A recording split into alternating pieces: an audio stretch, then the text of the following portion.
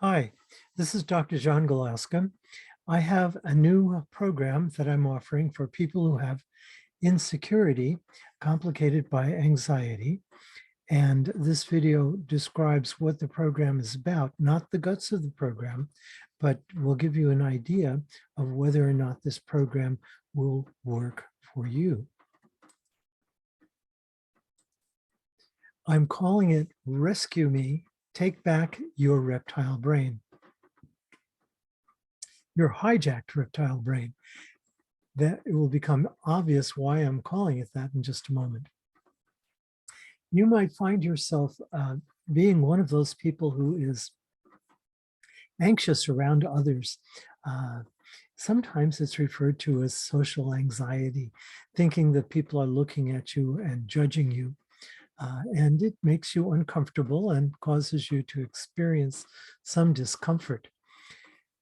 You may also be one of the people, as I was when I was younger, who was affected by other people's opinions much more than they should have been.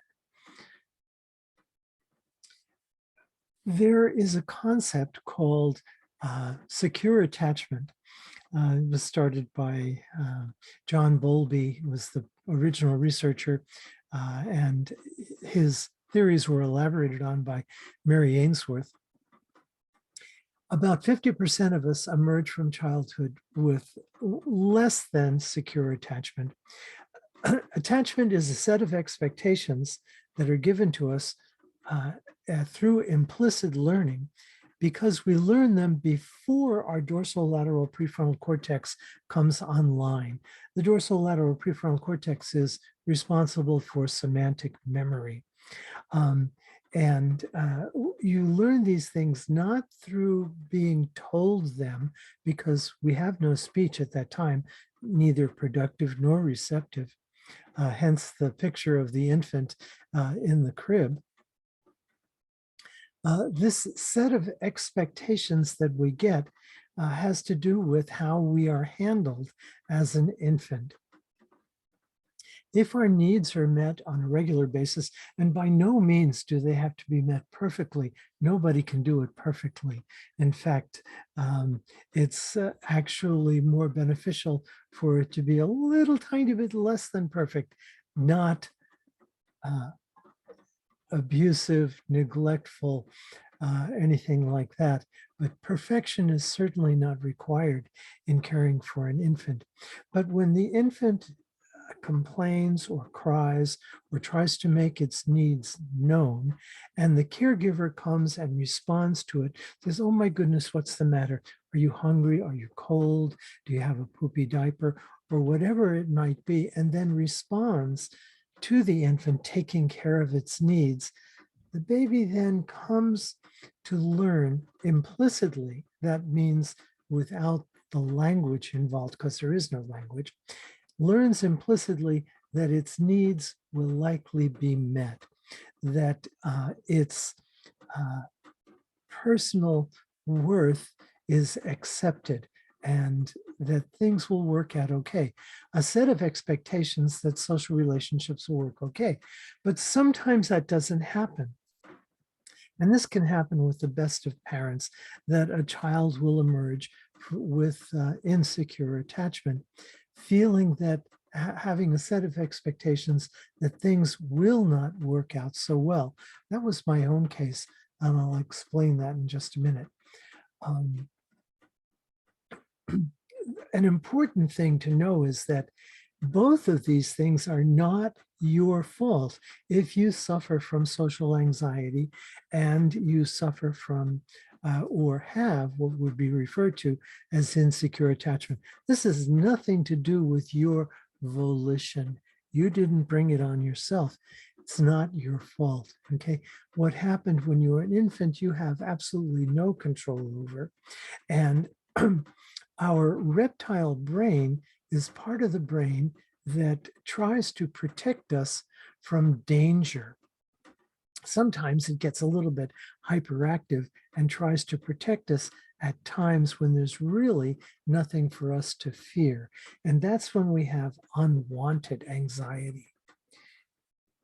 Now, the set of expectations that we have, and as I said, you don't choose these expectations, they are inculcated in an implicit manner in the relationship with your caregiver.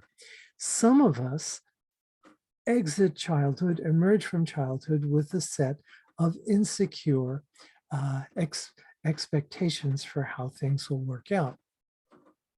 Okay, this method that I'm going to describe to you works very quickly when you are suffering from anxiety in the moment. There are some techniques that I can teach you to handle that problem as it occurs. Okay, so it works very quickly in the moment.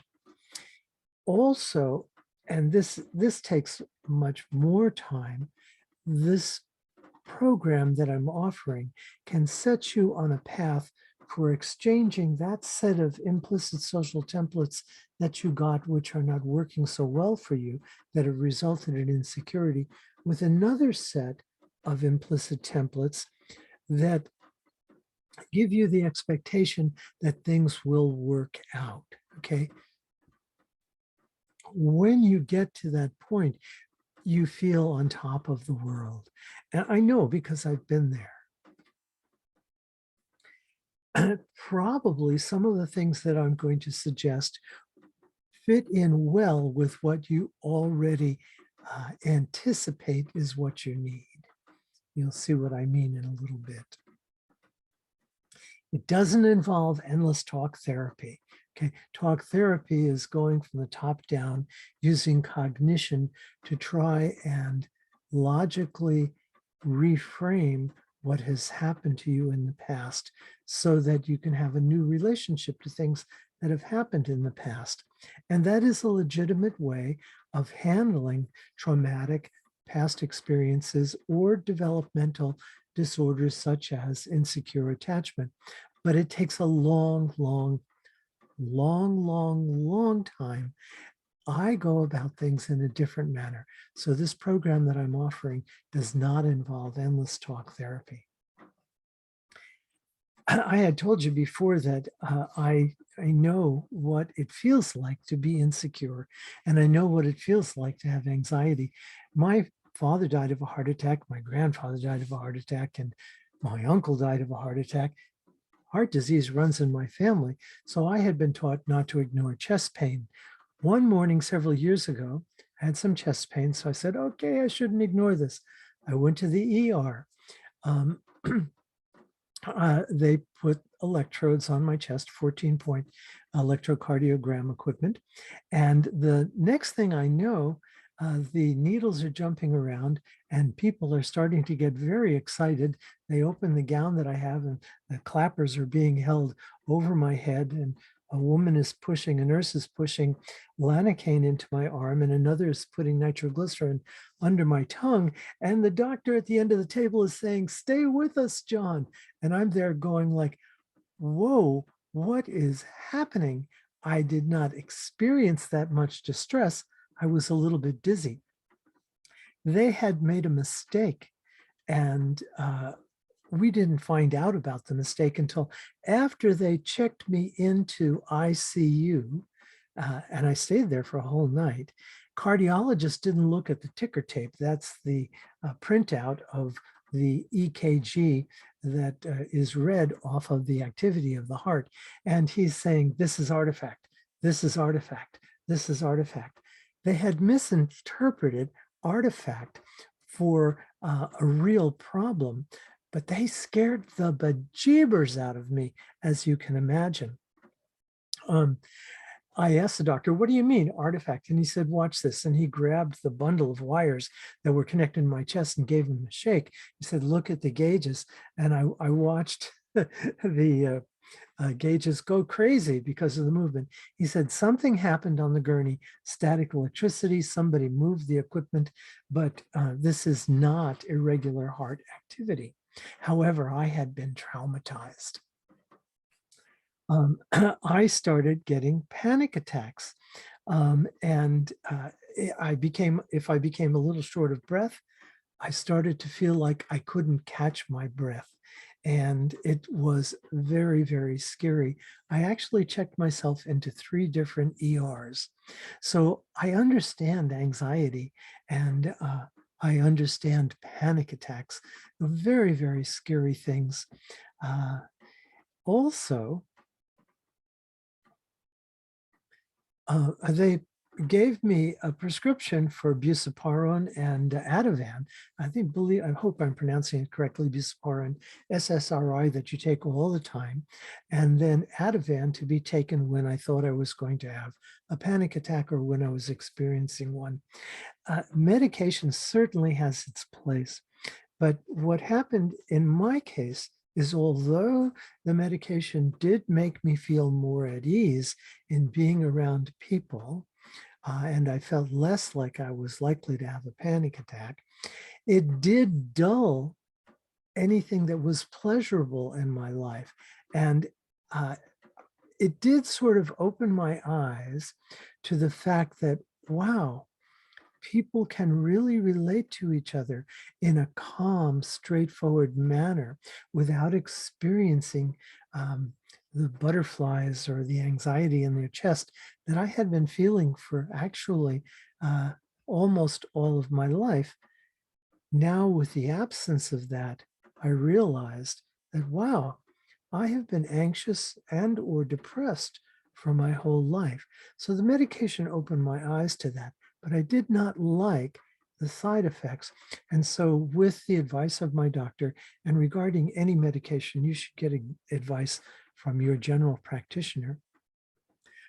I titrated off of it within 6 months and very happy to do so.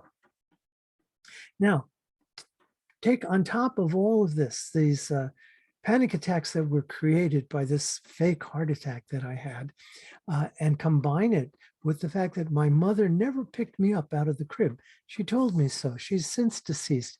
Wonderful lady who raised her children the way that she was raised. Okay. And she was one of 10. Children should be seen and not heard was her motto. She told me one time when I was talking to her, you know, your cousin Jocelyn, she raises the kids differently. She picks them up when they cry. I never picked you guys up when you cried. She was afraid that by picking us up when we cried, she would be teaching us how to wimp and whine and cry, which actually research does not bear that out. But that explained to me why, as a teenager, I was so needy. I needed approval from everyone. And it, it was not a pleasant way to be. And people kind of shy away from needy people. So I didn't have a lot of friends. Also, when someone did give me attention, sometimes I did, I turned away from it. I rejected it. It's sort of an approach avoidance thing. Please go out with me. Please go out with me. And then when someone would say, yes, I'll go out with you, I'd say, no, I don't want you. Okay. It's an approach avoidance, sort of a feeling, an ambivalent attachment style that I had developed because of the way my mother had raised me. Was my mother bad? No. Was she neglectful? No. She did what she was taught to do, and she utilized the same practices that her mother utilized on her. And that happens, attachment style tends to go from generation to generation until somebody becomes conscious of what happens and breaks the chain. I was a very needy kid. So take those two things, my neediness, my insecure attachment, and my experience with panic attacks, and I am a well-equipped guide to take you through getting beyond insecure attachment and getting past anxiety. I have 2 doctorate degrees. I went back to school in 2004, got my first doctorate when I was 65 years old. I've since gone back to school and completed a second doctorate, and I specialize in attachment disorders and anxiety. Now, this program that I'm going to offer has no guarantees. That's not realistic in the world of psychology, but it is evidence-based. And if you have confidence in the scientific method, I can offer you evidence, peer-reviewed articles that back up all of the practices that I will be using in this program. So this is just an overview and introduction, sort of an offering to you. If you want to trade anxiety in the moment for some calm, okay, and possibly learn a fresh new way of a fresh new set of expectations that will help you to be able to relate to people clearly, then this may be for you. It's definitely not going to be an easy thing to do. This program takes 4 weeks, and it consists of some videos, papers that go with the videos, and some assessments. And the assessments are just to help you be sure that you've learned the concepts that are presented in the video. And also the papers serve to give you the references for all of the material, the things that I do. The ideas behind this program are, number one, your nervous system isn't broken, it's been hijacked, okay? For some reason, it is protecting you in situations where there is actually no danger, okay? The very thing that we fear the most is loss of nurture. And for any child feeling abandoned, not that you might feel abandoned, but that is the worst possible thing that can happen, loss of nurture. We evolved to connect with each other. In a future video, I'll talk more about that. We need people. And the thing that we fear most is loss of nurture.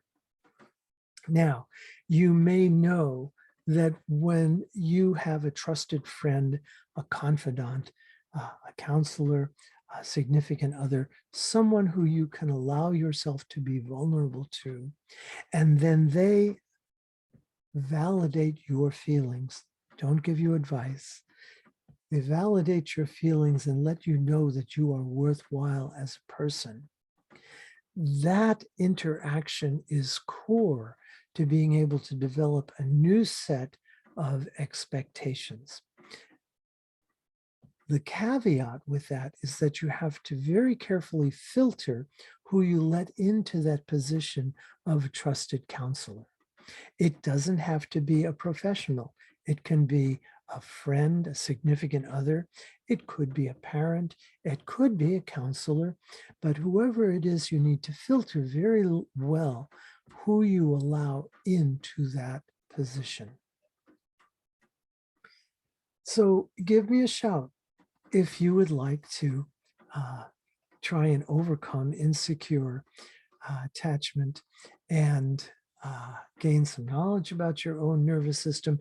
I do a lot of psychoeducation in the program, which is very helpful. If you understand what's going on with your nervous system, it can also help you be helpful to others.